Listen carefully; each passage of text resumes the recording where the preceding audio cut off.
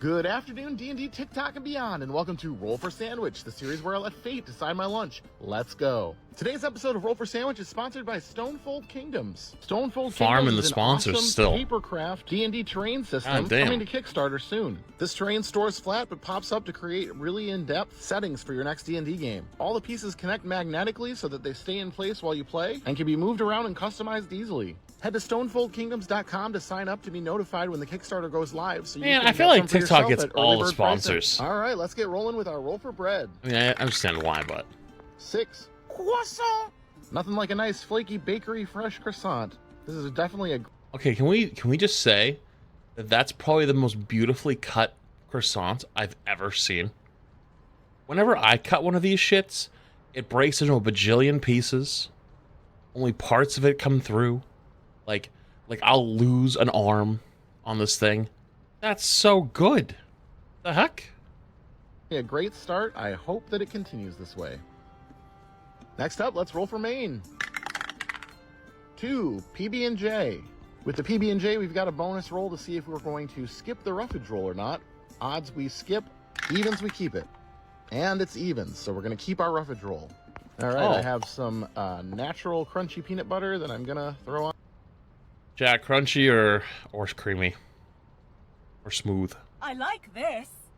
Here's the thing. I'm cool with either, but I will typically buy the creamy.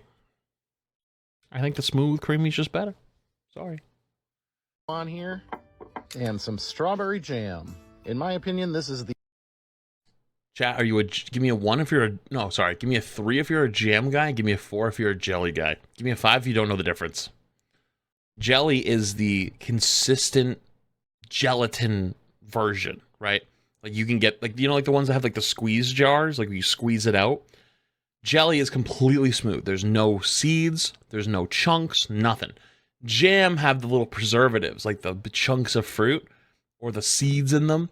So jam is like, has chunks of fruit. Jelly is completely processed.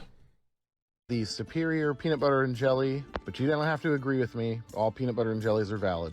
I don't know if I'd say it's more natural. Like, you're still buying, like, hyper-sugared fruit. You're really, like, you're kind of, I think, just fooling yourself a little, right? Like, I don't think it matters either way. Like, it's just preference. This remind me of... The blood moon rises once again. I don't know. Next up, let's roll for cheese.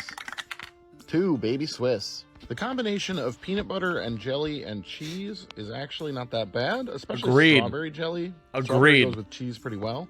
And honestly, all of that together on a yes, this is the way to do it. Sounds pretty good. You cover every inch. I hate the people that just like stack it all in one spot. My worry is when we start to add roughage and other things. Well, all right, let's roll our roughage. 1 pumpkin spice pickles and 8 red onion.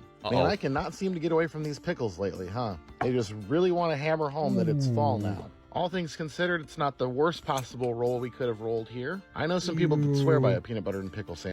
I'm gonna say it. Wait, hang on. What did you? Yo, what'd you say, my guy? Worst possible roll we could have rolled here. I know some people that swear by a peanut butter and pickle sandwich. Yeah, you should. I feel like you shouldn't know those people. I feel like you should tell those people to leave. Pickle people are crazy. Y'all pickle people are crazy, dude. Pickle people are nuts. Red onion I'm less psyched about. Feel like it's our biggest outlier so far, but maybe we can get something to tie it all together. And let's roll our wild magic. 8 pork rinds. Got these sea salt and black pepper pork rinds, so that's what we're gonna go with. Up until this point, we had I've had pork rinds. I was not a big fan of them. Not the case anymore with the pig skin. Fun fact, pork rinds are high in collagen and could be a good snack for when you're pregnant. Last but not least, it's the D20 sauce. Didn't know that. Here we go. 10 red pepper mayo. All right. Not the worst thing we could have rolled. The red pepper is slightly sweet. I can see that kind of bridging the gap between the vegetables and the jelly. And mayo at this point is just going to add a little bit of extra richness. Let's go ahead and get our sandwich closed up here. Get our toothpicks in to hold it together. And let's get it cut in half. And let's take a look at that cross section. Okay. Well, I knew putting PB&J on the list would be risky, but I think it could have This been a lot is worse. Really good, and the juice is even better. You probably drink the pickle juice, you pickle person. Give this one a taste and see how it ended up. This is actually really confusing. The croissant is delicious. Some bites just taste like peanut butter and jelly. And even when there's just a Maybe like a slight bit of 6? pickle, it's nice. But when I get like a lot of pickle and onion, He's gonna give you like a 6. It's a little weird. But sometimes a little weird is okay. I think for this one, I'm gonna go with a 7. Oh. And I'm gonna call it the tiefling because the croissant halves look like horns and it's complex and more than it appears at first glance. Normally, I'd say have a good weekend, but I'll be back PG3 tomorrow with a reference, bonus right? episode. Pog. Yeah, I don't know about that one. That one was kind of weird, but I mean, that wasn't the worst sandwich. Just onions and peanut butter and jelly and pickles and ew. Ah. Good afternoon, D&D, TikTok, and beyond, and welcome to Roll for Sandwich, the series where I let fate decide my lunch. Let's go.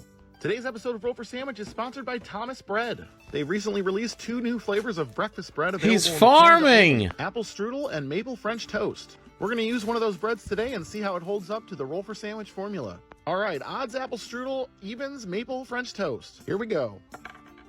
That is a 13 odds. So we're going I with couldn't the see apple that thing strudel. for shit. This looks pretty nice with You these just big told me it chunks was of anything. apple and I'd have cinnamon. believed him. I'm gonna give the bread a quick toast and get ourselves ready to go here. Next up, let's roll for Maine. 6, Canadian bacon.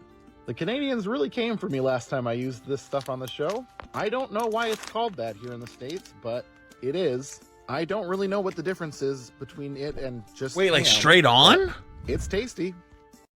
Wait, aren't you supposed to like put it on like the pan and cook it? No? I mean, I guess it's fine, but it's not going to be as good, no? Isn't hang on. What was the roll technically? Canadian bacon, right? I thought wouldn't it not become Canadian bacon until you cook it though? Here in the States, but it is. I don't really know what the difference is between it and just ham, but it's tasty. Next up, let's roll for cheese. 5, Edam. Edam is a mild and creamy Dutch cheese that traditionally comes in a red paraffin wax rind. This looks like a giant Baby Bell cheese, and I would literally take a giant bite out of the top. Don't care. This cheese has such a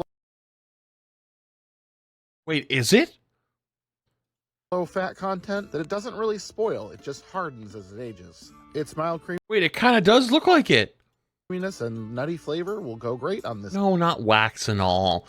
I do the little thing when you slip it around the side and then like, boop, and then like pop the top off. Sandwich. So far, I got no qualms. Next up, let's roll roughage. I look good. Hang on, what was it called again? Edam. Edam is a mild and creamy Dutch I got it. cheese that traditionally comes in a red paraffin wax rind.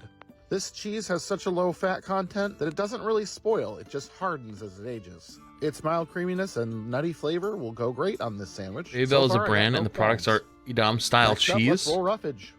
Ah, I like the sound of that. 7 heirloom tomato and 10 banana peppers. Look at this beautiful tomato. What I'm the excited to the sandwich. I really like how tomato goes with ham.